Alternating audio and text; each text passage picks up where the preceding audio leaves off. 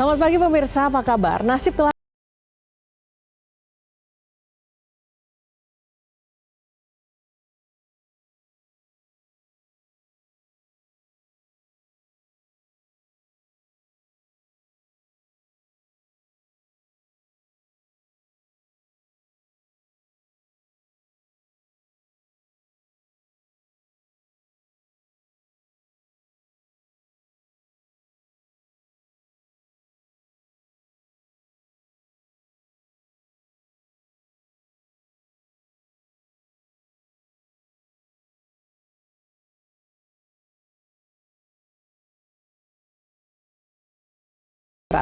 Pagi ini telah hadir bersama saya anggota Dewan Redaksi Media Group, Abdul Kohar. Bung Kohar, apa kabar pagi? Selamat pagi ya. Selamat pagi.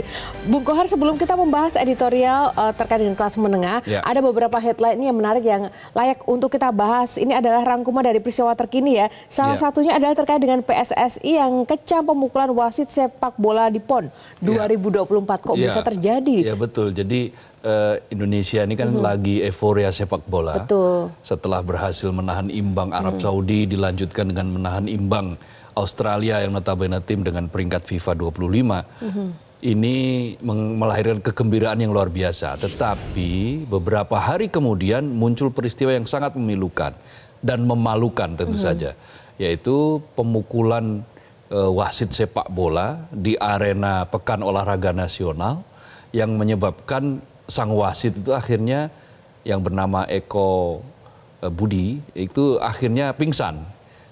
Dia dipukul oleh seorang pemain dari tim Sulawesi Tengah ya. Sulawesi Tengah, dia pemain di Persipal Palu, namanya itu Muhammad Rizky Saputra. Nah, pemukulan semacam ini terjadi karena respons ya. Dia respon keputusan-keputusan wasit yang dinilai sangat kontroversial. Tetapi sebetulnya apapun keputusan, sekontroversial apapun keputusan, pemukulan, apalagi pemukulan hingga sampai pingsan itu tidak dibenarkan. Itu kasusnya sudah kasus berat. Karena itu ditunggu respon dari PSSI akan melakukan apa. Ya sejauh ini PSSI berjanji untuk mendatangkan wasit dari Liga 1 atau Liga 2 ketika nanti di event semifinal dan final PON, sepak bola PON. Nah ini kan sebetulnya pekan olahraga ini kan membimbing kita untuk meneladani sportivitas. Tetapi yang terjadi kan malah perkelahian yang sangat memalukan dan ini disorot oleh berbagai media.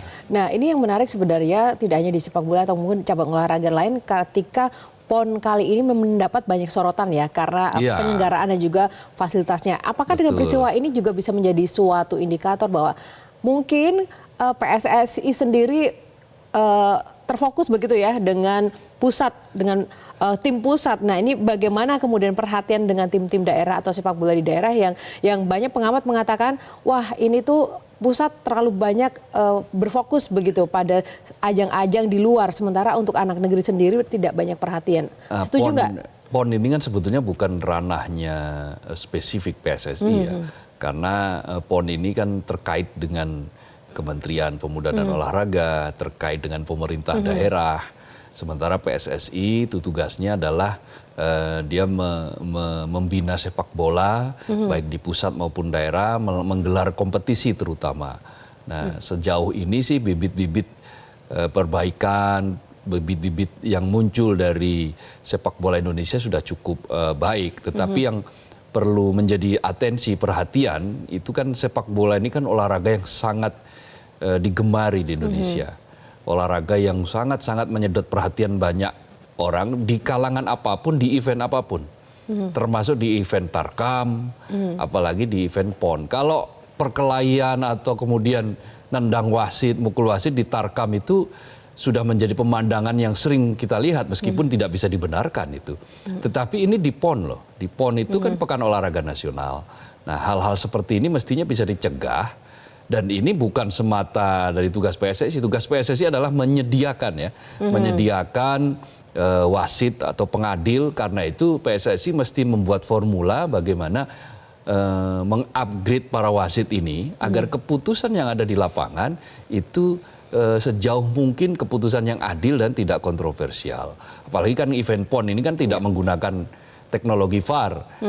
Indonesia kompetisi VAR baru dipakai di beberapa event di Liga 1, di mungkin sebagian dari Liga 2. Tetapi di olahraga-olahraga yang amatir ya seperti kayak PON begini belum ada. Nah, dengan kondisi seperti itu mestinya PSSI dengan secepat ya memakai wasit atau mendidik para wasit lah sebanyak mungkin lah tidak hanya di pusat tapi juga sampai daerah-daerah. Ya, kemarin juga Ketua Umum PSSI Erick Thohir menyatakan akan menginvestigasi terkait dengan hal ini ya, khususnya akan berpotensi juga menetapkan sanksi terberat seumur hidup bahkan mungkin ketika diperoleh ada ketidakadilan dari wasit ataupun pemainnya sendiri. Yang memukul ya. Baik, itu tadi yang pertama headline di media Indonesia. Pemirsa, yang kedua ada informasi yang berkembang baru-baru ini yang hangat diperbincangkan terkait dengan Kadin. Dianggap ilegal, kubu Arsyad investigasi Munaslup Anindya Bakri.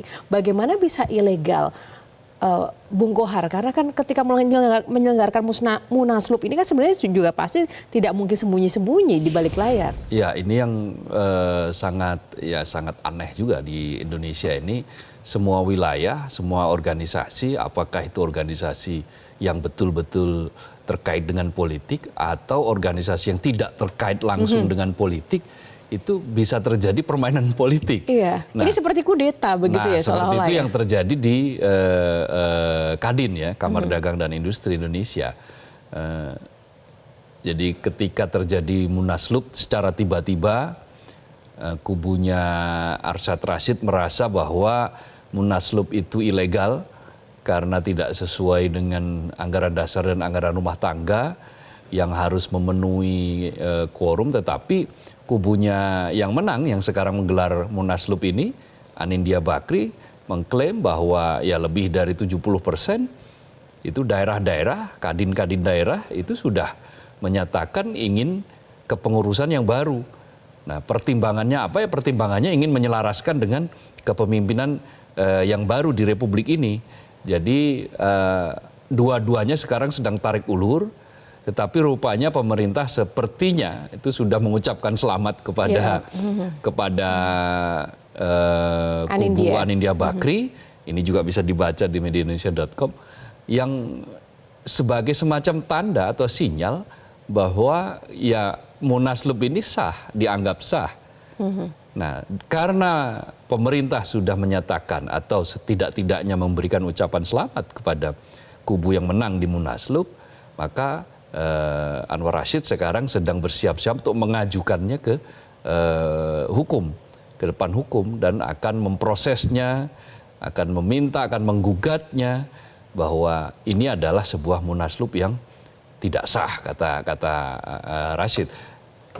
Arsyad Rashid. Tapi ya tentu ini yang membuat kita sebetulnya prihatin kan, hal-hal semacam ini mestinya itu bisa dibicarakan, apalagi kan antara Arsyad Rashid dan Anindya Bakri ini kan sebetulnya juga berteman mereka kan, bukan orang lain, mereka bahkan ada yang menyebut sahabat. Kalau orang Jawa bilang kocok kental lah kira-kira gitu, sahabat. Nah, dengan kondisi seperti itu mestinya segala sesuatu kan bisa dirembuk. Iya, dan sulit Bung Kohar untuk kita tidak berpikir bahwa ini ada kaitannya dengan unsur politik, apalagi ketika kita tahu Arsyad sebenarnya secara hukum gitu sampai 2026 ya masa jabatannya seperti itu. Ya, nah, betul. Pemandangan seperti apa ini maknanya ketika publik dipertontonkan dengan situasi ketidaktertiban organisasi atau para entah itu politik ataupun non politik begitu mudah itu untuk kemudian mengutak-atik aturan seperti itu. Ya, kalau kita tarik ke ranah yang lebih luas, maka ini sebetulnya ya ancaman bagi proses-proses demokrasi yang ada di Republik ini. Salah satu tanda bahwa demokrasi berjalan itu adalah penghormatan terhadap masa tugas di masing-masing tiap-tiap institusi, apakah itu institusi keagamaan semacam ormas atau institusi perkumpulan ekonomi semacam kayak Kadin. Ini kan mereka adalah kekuatan-kekuatan sipil, kelompok sipil yang di dalamnya mestinya bisa mengatur diri sendiri.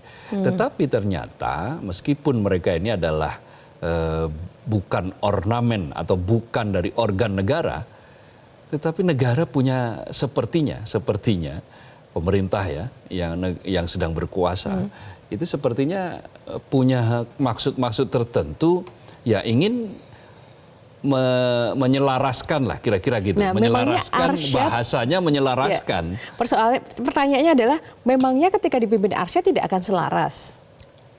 Iya, ini adalah personal. Ini sudah persoalan personal. Katakanlah misalnya begini, Arsyad Rashid ini kan sebelumnya dikenal sebagai ketua tim kampanyenya Ganjar Pranowo yang notabene berseberangan dengan pilihan dari pemerintah saat ini dengan Pak Jokowi yang kebetulan juga berseberangan dengan presiden terpilih dalam hal ini adalah Prabowo Subianto. Maka ya pertanyaan tadi akan terbukti nanti sebetulnya siapa yang menghendaki terjadinya munaslup ini dan apakah harus seperti itu. Dan apakah yang namanya selaras itu berarti semuanya harus sama dari kubu yang sama, dari satu kepentingan yang sama. Nah ini yang saya katakan tadi sebagai sebuah ancaman bagi demokrasi karena nanti dikhawatirkan akan menihilkan kritik.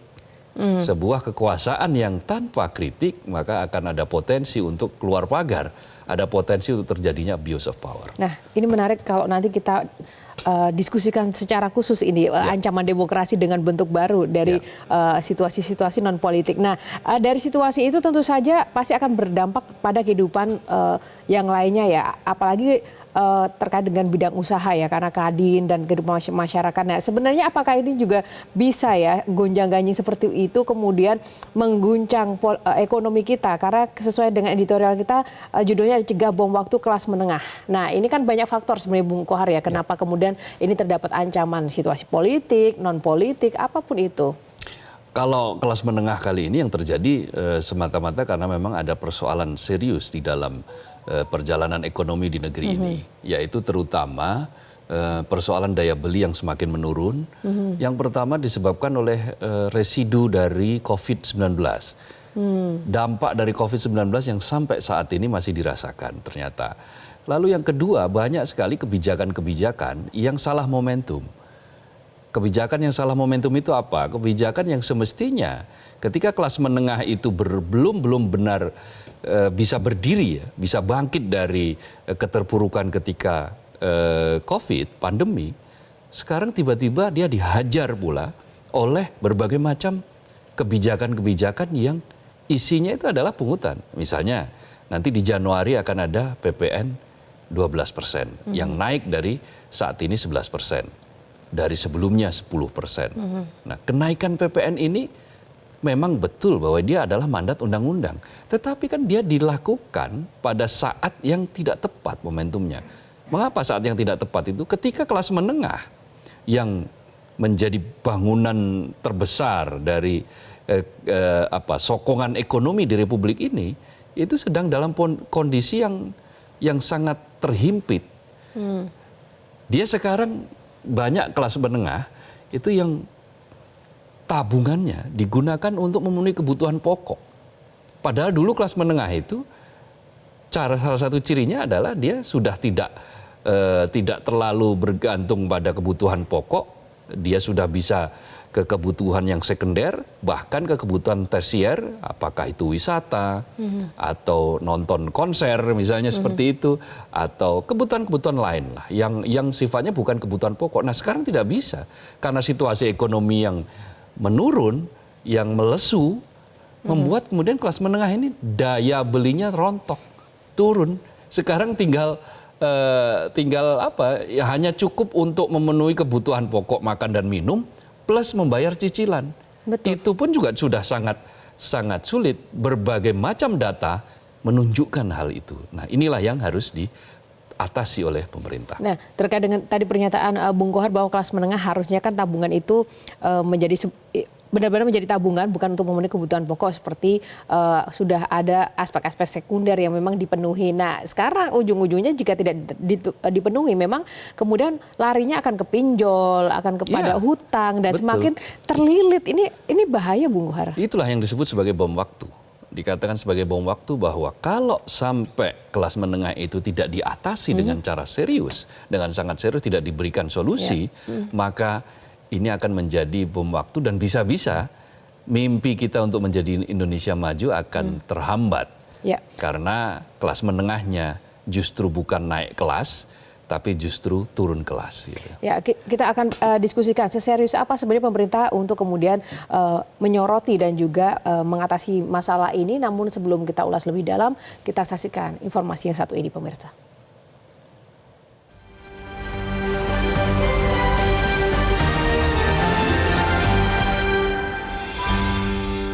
Cegah bom waktu kelas menengah.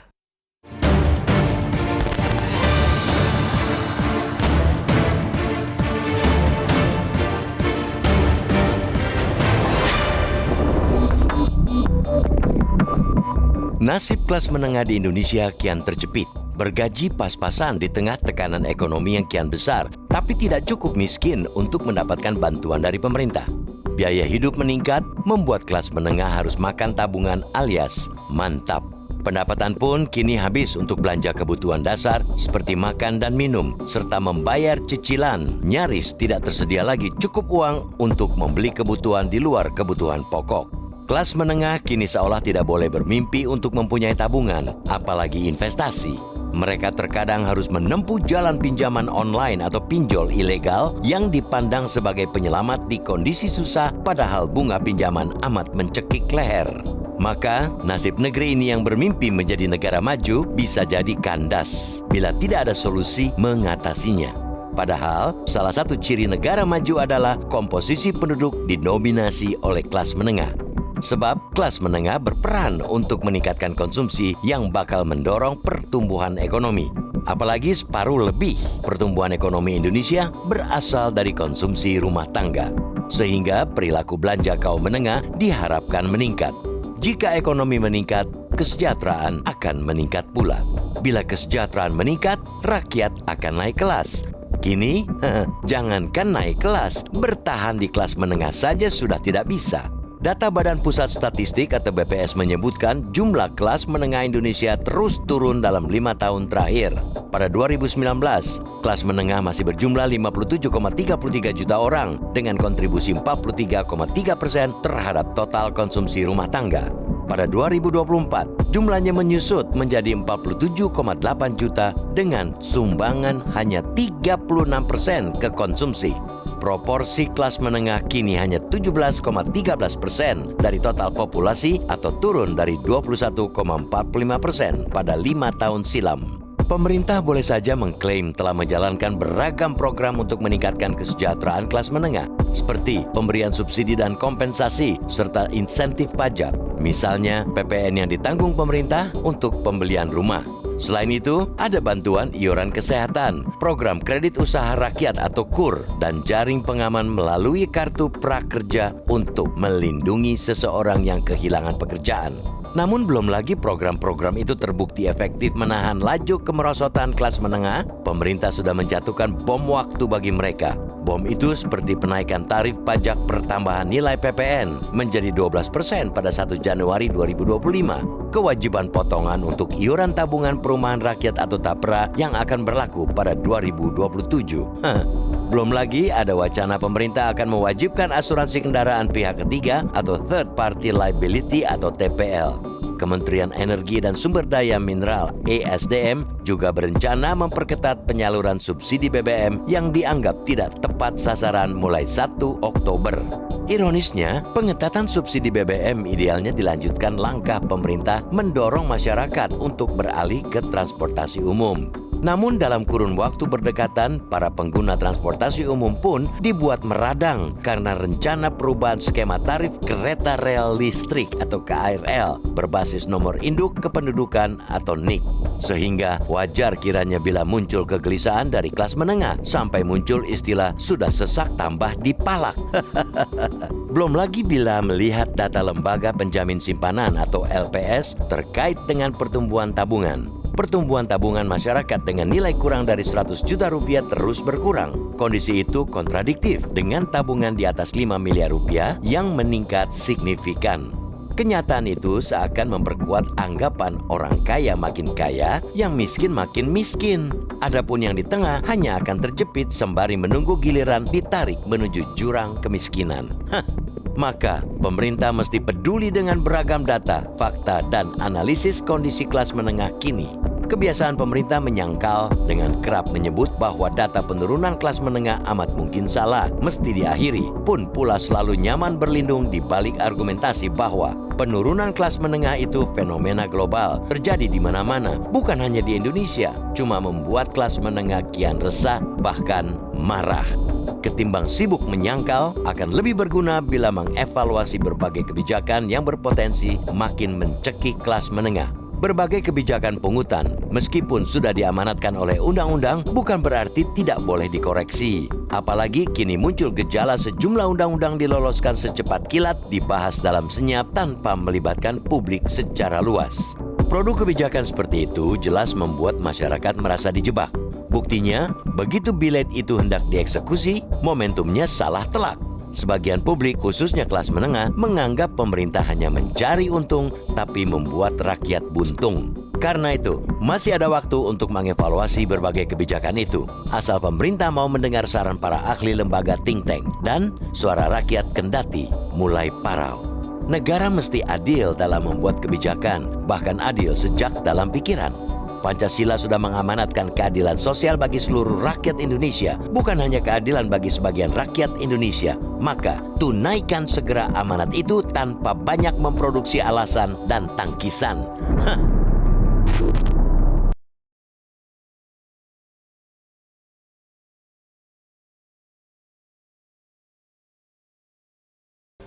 Ya pemirsa, itu tadi adalah tema editorial Media Indonesia pada pagi hari ini, dan kami ingatkan untuk Anda bisa berpartisipasi dan juga berinteraksi terkait tema kami dalam editorial kali ini melalui telepon interaktif di 0215839900. Dan sebelum kita ulas lebih dalam lagi, kita jeda dulu, sesaat lagi kami akan kembali.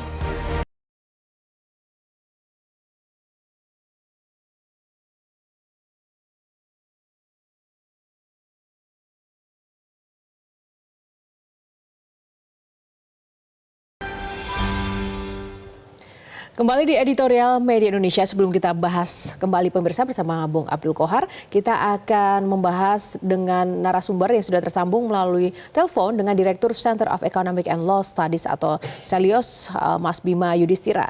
Mas Bima, selamat pagi Mas Bima. Selamat pagi. Ya, Mas Bima, ini menarik sekali dari data Anda dari Celios. Seperti apa sebenarnya situasi kelas menengah saat ini, Mas? Ya, kelas menengah saat ini memang jumlahnya menurun, tapi kalau dilihat dalam 10 tahun terakhir, ada kaitan antara disposable income per kapita yang memang terus mengalami penurunan. Jadi artinya uang yang bisa dibelanjakan oleh kelas menengah untuk membeli kebutuhan pokok, untuk beli rumah, untuk mencicil kendaraan bermotor, itu nilainya memang semakin berkurang. Nah ini kenapa? Salah satunya karena besarnya pungutan iuran pajak yang dibebankan ke kelas menengah.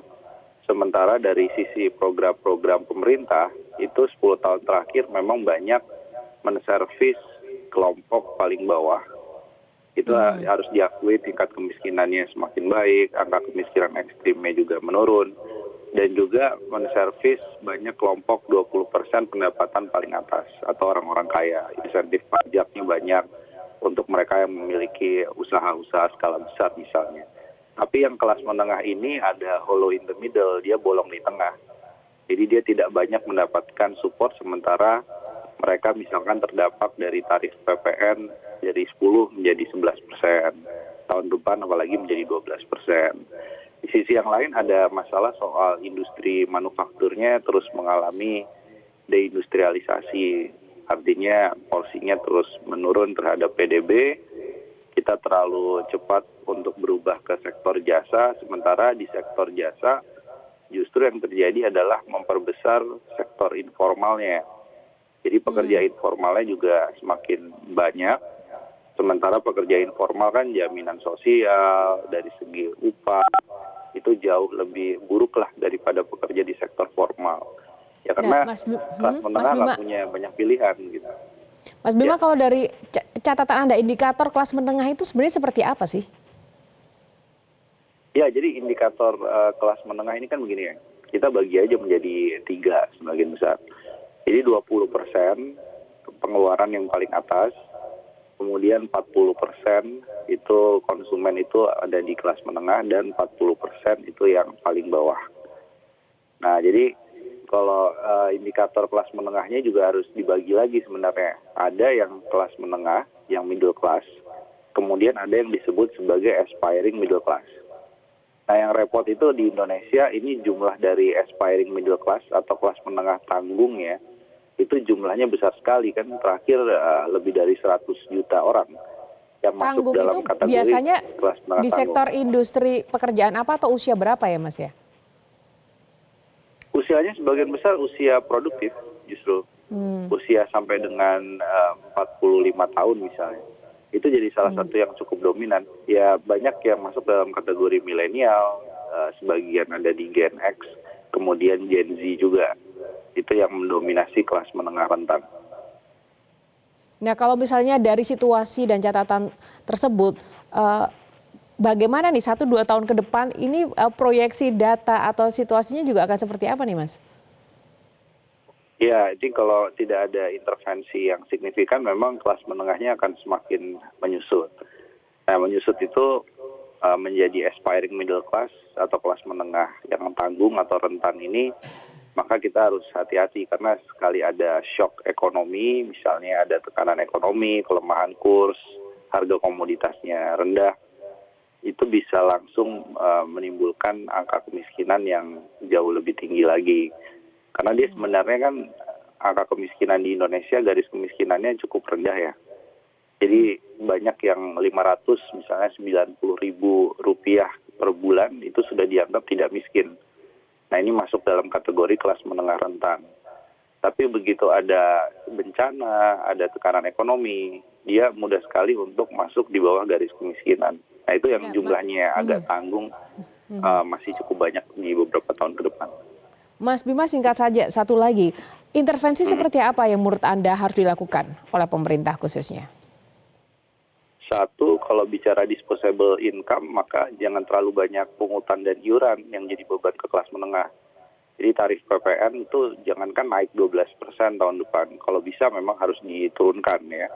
Di banyak negara pasca pandemi itu mulai melakukan penurunan tarif PPN. Nah, kedua adalah biaya transportasi. Itu juga harusnya bisa diberikan subsidi jauh lebih besar pada masyarakat, terutama di perkotaan. Kemudian yang ketiga adalah pembukaan lapangan kerja di sektor formal, terutama pemulihan dari industri manufaktur. Semakin bagus industri manufakturnya, semakin kuat kelas menengahnya.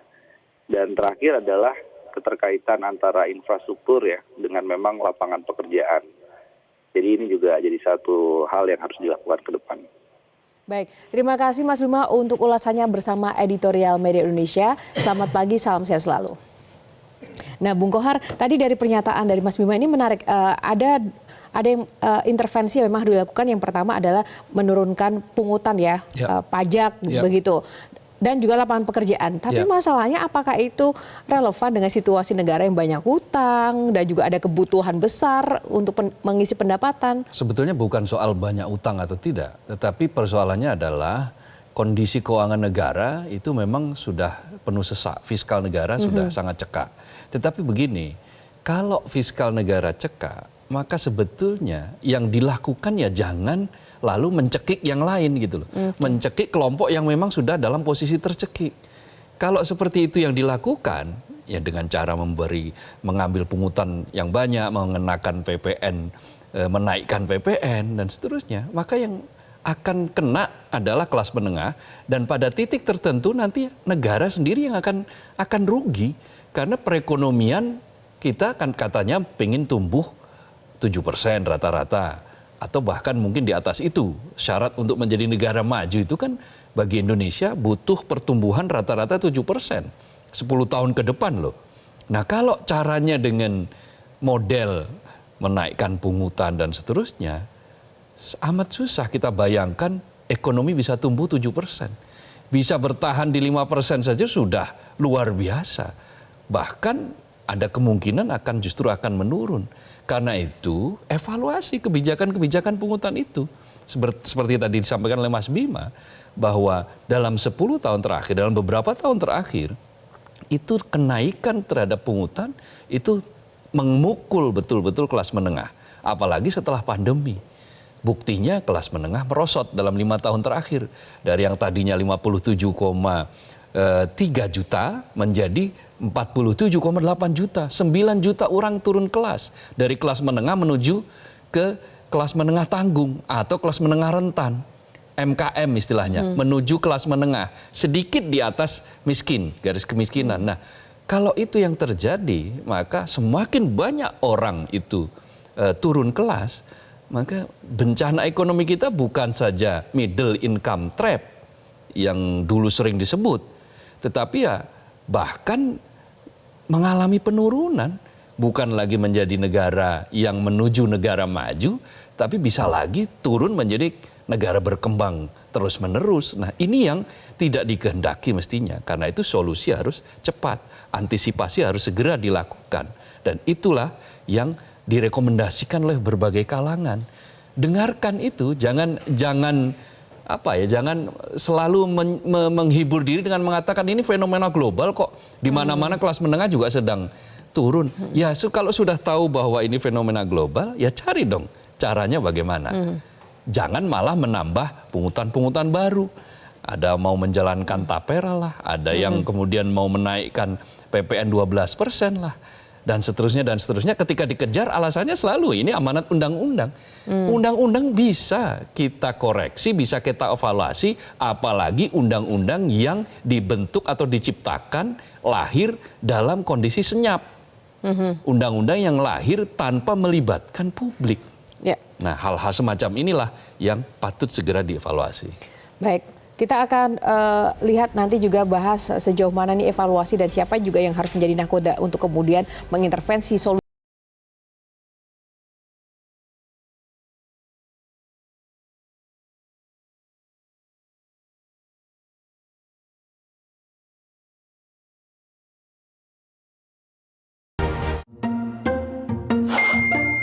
Pas hidup lagi capek-capeknya, butuh banget quality time. Aroma dan hangatnya Indomie Kuah bikin quality time yang gak tergantikan. Indomie Kuah, it's quality time.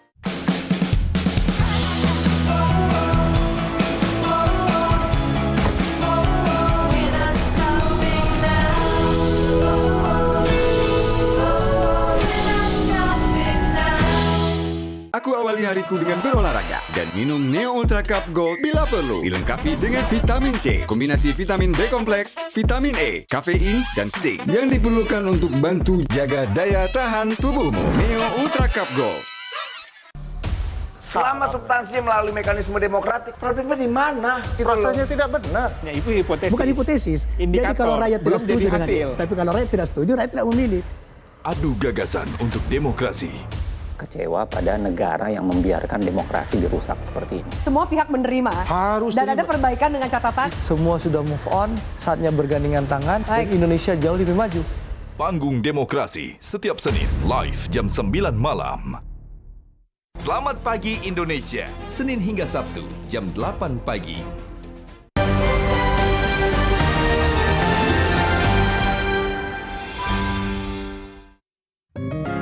Media Indonesia mengajak Anda untuk mengakses fitur premium e-paper.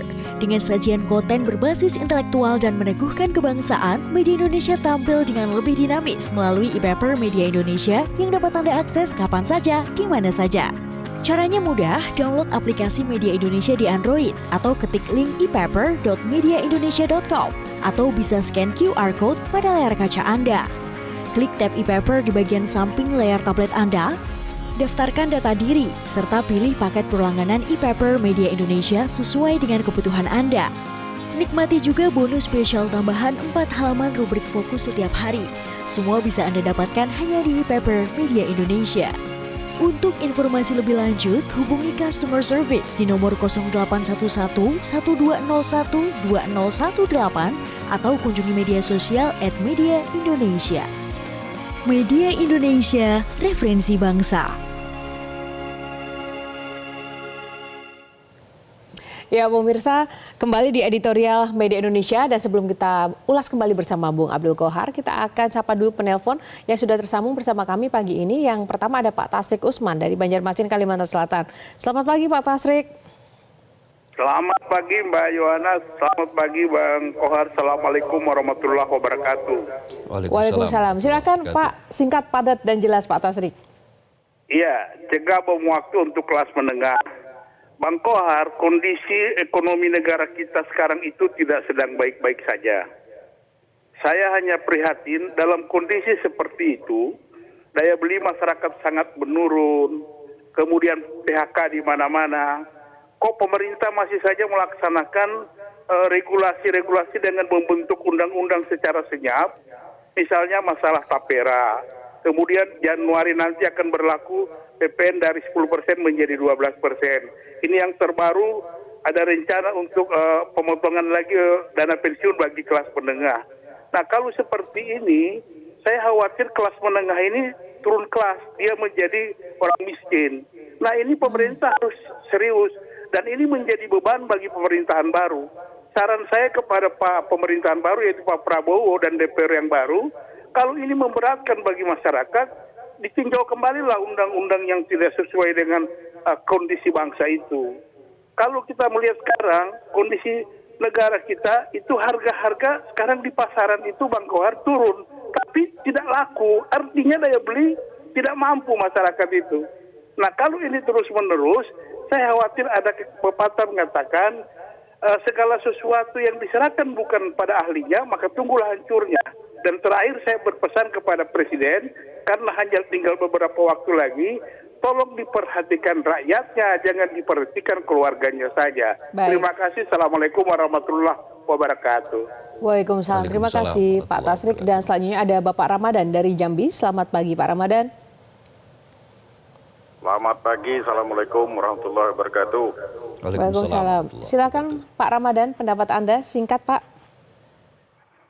Bom waktu kelas menengah. Saya mengamati dari Metro berita-berita dari hari ke hari, pemimpin kita ini sibuk dengan mengurusi bagaimana pemerintahan ke depan. Sedangkan Pancasila mencantumkan keadilan sosial bagi seluruh rakyat Indonesia. DPR sibuk buat undang-undang yang tidak ada kaitannya dengan rakyat kecil. Maka itu institusi negara yang dipercayakan oleh rakyat ini, saya mengatakan marilah pimpin negara ini dengan hati nurani yang baik. Lihat Pancasila, lihat masa depan, lihat kenyataan yang ada. Banyak PHK, kelas menengah akan turun kelas, 100 juta bukan dikit Pak Kohar. Ini sesuatu yang memilukan bagi kami di rakyat kecil paling bawah. Tolonglah pemerintah yang ada ini buka mata, buka hati, dan Pak DPR, tolonglah lihat kami secara hati nurani. Undang-undang pembantu rumah tangga 20 tahun tidak selesaikan. Undang-undang pemberantasan korupsi tidak diselesaikan. Ini pertanyaan besarnya, kerjaan pemerintahan ini apa sih? Mohonlah, hanya media tok yang memperjuangkan rakyat kecil. Tolonglah buka mata dan hati. Harapan kami digantungkan kepada pemerintah dan DPR. Terima kasih Metro memperjuangkan rakyat kecil. Assalamualaikum warahmatullahi wabarakatuh. Waalaikumsalam. Terima kasih Pak Ramadan, dan sebelumnya ada Pak Tasrik Usman. Bang Kohar, singkat saja, siapa sebenarnya yang mungkin harus mengambil peran penting ya selain mungkin Presiden, atau ada lain kah, dan apakah memang ini akan bisa didengar begitu? Ya, pemerintah dan DPR itu harus bekerja sama untuk mencari solusi atas ini. Kalau perkaranya ini adalah karena sudah diamanatkan oleh undang-undang, tinjau masa jedanya misalnya. Berlakunya kapan? Cari momentum yang pas, momentum ketika situasi kelas menengah itu sudah bisa bernapas. Momentum ketika ekonomi kita sudah baik-baik saja. Momentum ketika pandemi yang residunya masih kita rasakan sampai saat ini, itu sudah mulai hilang akibatnya ya. Ekonomi sudah mulai jalan. Nah, dalam situasi seperti sekarang, ketika situasinya masih serba sesak napas, jangan ditambah dengan kebijakan-kebijakan yang kian membuat sesak napas. Akankah didengar dan dilihat situasi ini, atau bagaimana caranya agar keresahan itu bisa didengar? Ya, kalau tidak mau mendengar, ya mau mendengar siapa lagi? Katanya mimpinya pingin menjadi negara maju. Sampai tadi ada dari Pak Ramadan ya, dari Jambi aja malah lebih kemudian mengandalkan media loh untuk kemudian menyuarakan suara mereka daripada DPR mungkin ya. Itu wajar dan itu adalah keresahan banyak orang karena melihat atau menyaksikan banyak hal-hal yang sekarang itu baru ditindak atau baru diambil solusinya ketika sudah viral. Bahkan kan kemudian banyak sekali olok-olok no viral no justice. Ketika tidak viral tidak ada keadilan. Padahal keadilan itu suatu amanat yang harus ditanggung oleh penyelenggara negara. Karena amanatnya yang mewujudkan keadilan sosial bagi seluruh rakyat Indonesia. Bagi seluruh, itu yang harus dikasih tebal. Bukan bagi sebagian, bukan bagi sekelompok, bukan bagi segelintir. Karena itu ketika membuat keadilan, ya adil bagi seluruhnya. Diikhtiarkan untuk semuanya. Mungkin tidak menyenangkan banyak pihak, tetapi adil. Prinsip adil itu tidak mesti menyenangkan banyak pihak, tetapi nanti akan dirasakan manfaatnya oleh banyak pihak. Nah, itu tadi situasi di kelas menengah ke bawah. Lalu kelas menengah ke atasnya gimana nih, Bang Kohar? Kalau menurut data-data yang ada, misalnya data dari tabungan, kelas atas ini relatif tidak terkena dampak. Tabungannya tumbuh, tabungannya meningkat, masih bisa menjalankan roda perekonomian. Kalaupun toh ada krisis, mereka masih bisa menggunakan tabungannya untuk ya memenuhi kebutuhan sehari-hari. Dan kondisinya sekarang ya relatif masih stabil. Nah, kelas menengah dan kelas bawah inilah yang paling terdampak oleh situasi ekonomi sekarang. Mereka semakin banyak yang mantap makan tabungan. Yang tadi saya katakan, menurut data Mandiri Spending Index itu terjadi peningkatan yang luar biasa dari kelas menengah itu untuk kebutuhan makan dan minum. Untuk membayar kebutuhan makan dan minum, Januari 2023 itu dari pendapatan kelas menengah itu hanya 13,6% yang dipakai untuk membeli kebutuhan makanan dan minuman. Nah, bulan Mei 2024 atau setahun 3 bulan kemudian, setahun 4 bulan kemudian, yang dipakai untuk memenuhi kebutuhan makanan dan minuman itu naik menjadi 26% dari seluruh pendapatan yang ada. Jadi akhirnya pendapatan dari pendapatan yang ada 26%-nya untuk makan minuman, lalu nanti 26%-nya atau lebih itu dipakai untuk cicilan, ya sisanya habis. Ya, sedikit saja Bung Kohar, ini di Oktober kita akan pergantian masa pemerintahan kepemimpinan seperti itu sampai dengan nanti Januari diberlakukan kan rancangan APBN yang baru. Dalam jeda waktu dari Oktober sampai Januari masih ada waktu tidak sih untuk mengoreksi, mengevaluasi, bahkan mungkin membatalkan wacana-wacana karena kan kita tahu nih ada program makan gratis, ada juga pembiayaan IKN. Ya pasti bisa, dikoreksi bisa. Apa yang tidak bisa?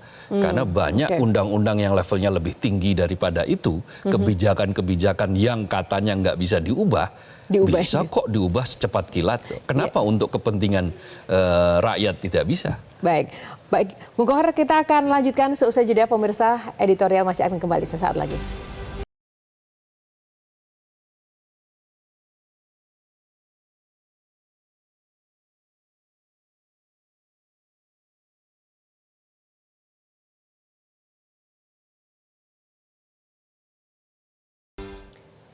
Ya, kembali di editorial Media Indonesia masih bersama Bung Abdul Kohar. Bung Abdul Kohar, apa sih sebenarnya tanda penurunan daya beli kelas menengah atau kelas menengah ini levelnya semakin menurun itu apa? Banyak. Yang bisa kita lihat secara kasat mata begitu. Misalnya gini, kebutuhan untuk membeli makanan dan minuman itu kan kebutuhan dasar. Yang tadi itu tadinya hanya mengambil porsi 13,6% dari pendapatan, sekarang menjadi 26%. Artinya uang yang ada dipakai sekarang untuk kebutuhan dasar lagi. Sudah jarang akhirnya orang kemudian lari untuk kebutuhan-kebutuhan yang lain, misalnya kebutuhan untuk melancong, plesir misalnya, ya biasanya mungkin ke Bali atau ke negara-negara dekat di ASEAN kalau kalangan kelas menengah, atau bahkan mungkin ada yang ke Eropa. Itu sudah mulai sangat jarang, boro-boro untuk itu. Untuk bertahan hidup saja sudah semakin susah, itu di kalangan kelas menengah. Itulah kenapa kemudian belanjaan mereka, keranjang mereka, yang biasanya penuh, sekarang tinggal separuh. Nah, ada data yang menarik, yaitu mereka memang semakin banyak datang ke mal-mal, tapi hanya untuk lihat-lihat, bukan untuk beli. Pikniknya di mall sekarang ya? Piknik di mall, karena itu piknik yang murah, mengajak anak-anak dan seterusnya. Tapi hanya untuk melihat-lihat, tidak membeli. Dan itu surveinya ada, dan hasil surveinya menunjukkan hal itu. Itu tren. Lalu ada penggunaan QRIS yang sudah semakin menurun. Dari beberapa bulan terakhir ini laporan dari sejumlah bank, baik bank swasta nasional maupun bank daerah. Misalnya. Ini kan indikasi bahwa kelas menengah yang biasanya selalu misalnya di akhir pekan harus ke kafe, menggunakan kesempatan untuk rileks sejenak, itu sudah mulai berkurang. Mulai berkurang bisa ditunjukkan dengan misalnya penggunaan billing, yaitu belanjanya yang juga semakin berkurang. Lalu banyak lagi data-data. Setelah kita saksikan ternyata ya mereka harus menggeser kebutuhan itu untuk kebutuhan misalnya untuk rileks, kebutuhan untuk hiburan, kebutuhan untuk pariwisata, untuk apa? Ya pendidikan anak, kebutuhan untuk yang lain, untuk membeli makan dan minuman tadi, dan yang paling penting adalah membayar cicilan. Sekarang juga ada data bahwa penggunaan pay late itu, pembayaran yang di belakang itu meningkat. Nah kalau sudah meningkat, ujung-ujungnya nanti gagal bayar, ya repot. Data di bank kan menunjukkan bahwa tingkat pembayaran yang seret atau non-performing loan di lembaga perbankan itu mulai naik. Nah ini sebetulnya adalah sinyal-sinyal. Dan ini bisa menjadi bom waktu kalau dibiarkan terus-menerus. Nah sebelum ada bom waktu itu, singkat saja Bung Kohar, ke depan ini pemerintahan Prabowo Gibran, Presiden terpilih, harus benar-benar jeli untuk menempatkan orang-orang di kabinetnya, tentu saja di sektor ekonomi. Nah ini seperti apa ini catatan dari media Indonesia untuk mendapatkan sebuah formasi yang tepat dan kuat ke depan? Ya paling tidak begini, harus ada kesungguhan. Harus ada kesungguhan untuk betul-betul secara detail menghitung ulang apa-apa yang menjadi hal yang sangat pokok bagi rakyat dan apa yang bisa di carry over atau bisa ditunda di tahun berikutnya. Itu harus betul-betul jeli. Lalu yang kedua, itu harus sangat serius untuk menekan kebocoran. Banyak sekali kebocoran anggaran dilaporkan. Beberapa studi menyebutkan bahwa kebocoran anggaran itu ya rata-rata masih di 30%. Ya kalau 30% dari 3.500 triliun, itu sudah berapa? Sudah 900 triliun lebih. Nah, angka sebentar itu kan sangat besar. Itu bisa dimanfaatkan, bisa ditekan kebocoran-kebocoran itu, sehingga ya nanti akhirnya tidak perlu harus membebani kelas menengah. Dan ciptakan pekerjaan formal, figur-figur yang mampu untuk membuat industri kita bangkit lagi. Bukan mengalami terus-menerus deindustrialisasi. Karena sektor manufaktur itu akan mampu menyerap banyak sekali lapangan kerja formal. Sementara di Indonesia sekarang 60% bekerja informal sektornya. Hanya 40% yang kerja di sektor formal. Nah ini bagaimana nih bisa dibalik, bisa digeser 60% formal, 40% informal, atau bahkan mungkin bisa semakin turun lagi. Ya, tentu saja kita harus tetap imbangi dengan optimisme. Semoga ini didengar juga untuk pemerintahan ke depan ya. Mengkoreksi hal-hal yang mungkin, atau mungkin menunda tadi ya, sesuatu yang mungkin tidak urgent untuk dilakukan ya. Saat ini, begitu. Baik, terima kasih Bung Kohar untuk ulasannya pagi ini. Dan pemirsa, masih ada waktu untuk mengevaluasi berbagai kebijakan asal pemerintah mau mendengar saran para ahli, lembaga, think tank, dan suara rakyat kendati mulai parau. Negara mesti adil dalam membuat kebijakan, bahkan adil sejak dalam pikiran. Pancasila sudah mengamanatkan keadilan sosial bagi seluruh rakyat Indonesia, bukan hanya keadilan bagi sebagian rakyat Indonesia. Maka tunaikan segera amanat itu tanpa banyak memproduksi alasan dan tangisan. Sekian dulu editorial Media Indonesia, saya Yohana Margareta undur diri, sampai jumpa lagi.